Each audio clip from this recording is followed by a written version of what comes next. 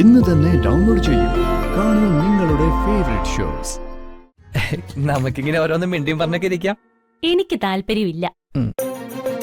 താൻ ഒറ്റയ്ക്ക് ഇവിടെ വർത്താനം പറഞ്ഞോണ്ടിരുന്നോ? ഞാൻ പോവാ.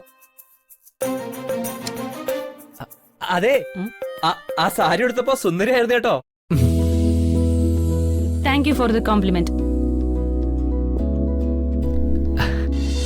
എന്താ ഒരു പ്രൗഢി? എനിക്ക് തോന്നുന്നത് ഇത് ശരിക്കും മാഡത്തിന് വേണ്ടി ഡിസൈൻ ചെയ്തതെന്നാ. ഇതൊക്കെ മേടത്തെ പോലെയുള്ളവരുടെ കഴുത്തിൽ അണിയുമ്പോഴാ അതിന്റെ ഭംഗിയും മാറ്റം കൂടുന്നത്. ഇനിയും വേറെ വെറൈറ്റി ഡിസൈൻ ഉണ്ട് മാഡം, ഞാൻ കാണിക്കാം. വേണ്ട, കാണണമെന്നില്ല. ഇതെല്ലാം ഇവിടെ വെച്ചേക്കൂ.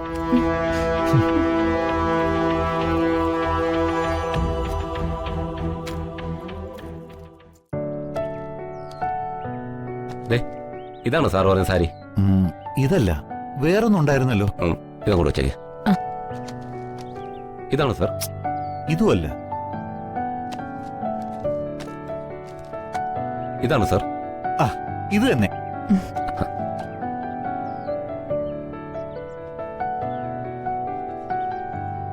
ഇതെനിക്ക് വേണമായിരുന്നു. തൽക്കാലം ഇതിവിടെ ആരും അറിയണ്ട. ശരി സാർ.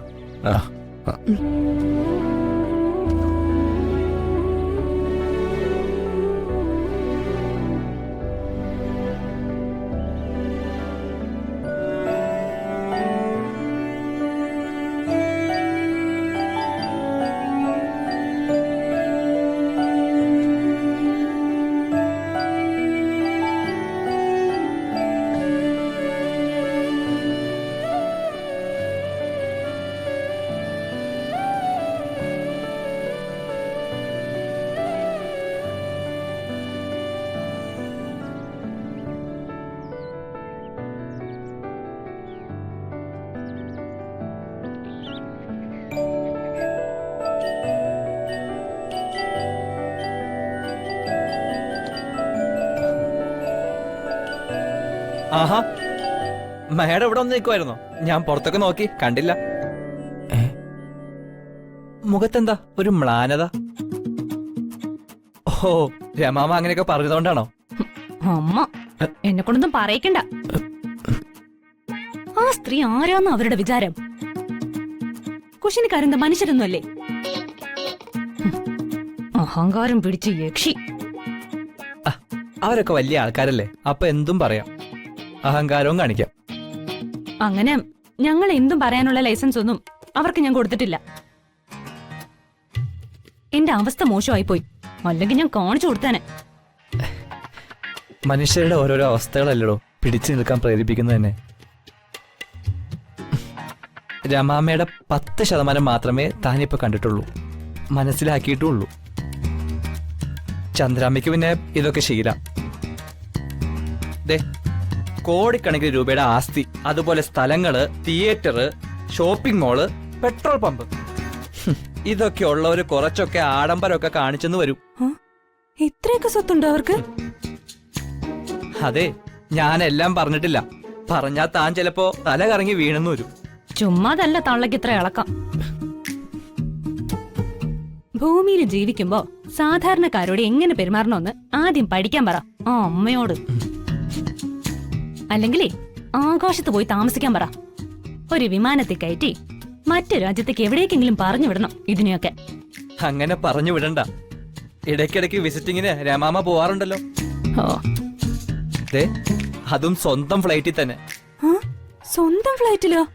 പിന്നല്ലാതെ, സ്വന്തമായി വിമാന കമ്പനി വരെയുള്ള ആളാ രമാമ. അല്ല, ബന്ധുവാണെന്നല്ലേ പറഞ്ഞത്? എന്നിട്ട് ഇതൊന്നും അറിയില്ലായിരുന്നോ? ബന്ധുവാണെന്ന് കരുതിയും ഇതൊന്നും ഞാൻ അന്വേഷിക്കാൻ പോറില്ല. നമുക്ക് വേറെ എന്തൊക്കെ പണി കിടക്കുന്നു. താൻ തന്റെ വളർത്തമ്മയുടെ മഹിമ പറഞ്ഞു കഴിഞ്ഞെങ്കിലേ ചെന്ന് തന്റെ പണി നോക്ക്. വേറെ ജോലിയൊന്നുമില്ല, നമുക്കിങ്ങനെ ഓരോന്നും മിണ്ടിയും പറഞ്ഞൊക്കെ ഇരിക്കാം. എനിക്ക് താല്പര്യമില്ല. താൻ ഒറ്റയ്ക്ക് ഇവിടെ വർത്താനം പറഞ്ഞോണ്ടിരുന്നോ? ഞാൻ പോവാ. അതെ, ആ സാരി എടുത്തപ്പോ സുന്ദരിയായിരുന്നു കേട്ടോ. Thank you for the complement.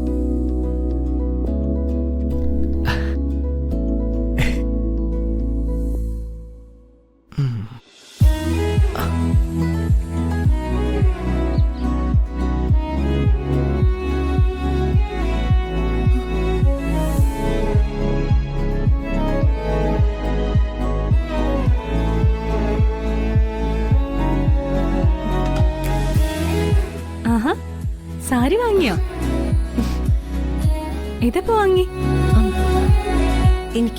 എനിക്ക് ഈ സാരി വല്ലാതെ ഇഷ്ടപ്പെട്ടത് മനസ്സിലാക്കി ഇവിടുന്ന് വാങ്ങി തന്നതാ. നല്ല വിലയുള്ള സാരിയാണല്ലോ ഇത്. അപ്പോ എന്തൊക്കെ പറഞ്ഞാലും ചന്ദ്രാമ്മയോട് ഇവിടെ ഉള്ളവർക്ക് സ്നേഹമുണ്ടല്ലേ? ഞാൻ ഇത് കൊണ്ട് വെച്ചിട്ട് വരാം. ആ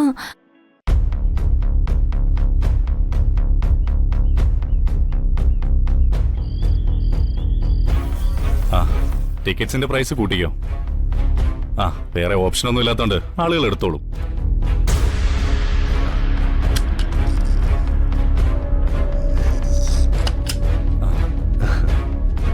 ആ ആ ഓക്കെ നിവിൻ, ഞാനേ ഫ്രീ ആവുന്ന സമയത്ത് വിളിക്കാം. Okay okay. നരേന്ദ്രേട്ടാ, വാട്ട് എ സർപ്രൈസ്. ഞാൻ ഇന്നലെ വീട്ടിൽ വന്നിരുന്നു. ആ അമ്മ പറഞ്ഞിരുന്നു.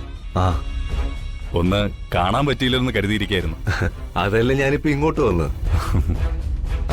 ഇവിടെ വരെ വന്നിട്ട് നിന്നെ കാണാൻ എങ്ങനെയാടാ തിരിച്ചു പോകുന്നത്? ആദ്യം ഞാൻ വന്ന കാര്യം പറയാം. കൺഗ്രാറ്റ്സ്. മനസ്സിലായില്ലല്ലേ? ആ ഡീൽ ഓക്കെ ആയ കാര്യം ഞാൻ അറിഞ്ഞു. അതിനാണ് കൺഗ്രാറ്റ്സ്. താങ്ക്സ് നരേന്ദ്രേട്ടാ. നന്നാടാ, നിന്റെ കഷ്ടപ്പാടിന്റെ ഫലമാ ഇതൊക്കെ. സമയം ഇപ്പൊ 8 മണി കഴിഞ്ഞു. നിന്റെ സ്ഥാനത്ത് വേറെ ആരെങ്കിലും ആയിരുന്നെങ്കിൽ ഈ ഓഫീസിൽ ഇപ്പൊ ഇങ്ങനെ ഇരിക്കൂ. അതാ ഞാൻ പറഞ്ഞത്, നിന്റെ കഷ്ടപ്പാടിന്റെ ഫലമാ ഇതൊക്കെ. അതൊക്കെ ശരിയാണ് നരേന്ദ്രേട്ടാ. കഷ്ടപ്പെട്ടതൊക്കെ ഞാനാണെങ്കിലും മറ്റൊരാളുടെ വലിയ ഹെൽപ്പ് കൂടി ഉള്ളതുകൊണ്ടാണ് ഈ ഡീല് നമുക്ക് കിട്ടിയത്. അസൈൻമെന്റ് സമയത്ത് ആ ഫയല് കാണാനില്ലാത്ത അവസ്ഥ നരേന്ദ്രേട്ടൻ ഒന്ന് ആലോചിച്ച് നോക്കി. ഈ കൊട്ടേഷൻ കയ്യിൽ നിന്ന് പോകുന്ന അവസ്ഥ വന്നപ്പോ ഈശ്വരന്റെ ഇടപെടലെന്ന പോലെ ഐശ്വര്യ ഫയലുമായിട്ട് വന്നത്. ഐശ്വര്യ അതാരാ? ഷീസ് അവർ എംപ്ലോയി.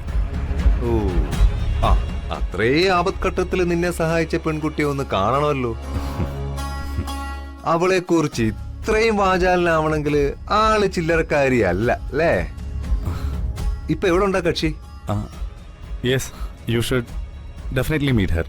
ഞാൻ വിളിക്കാം.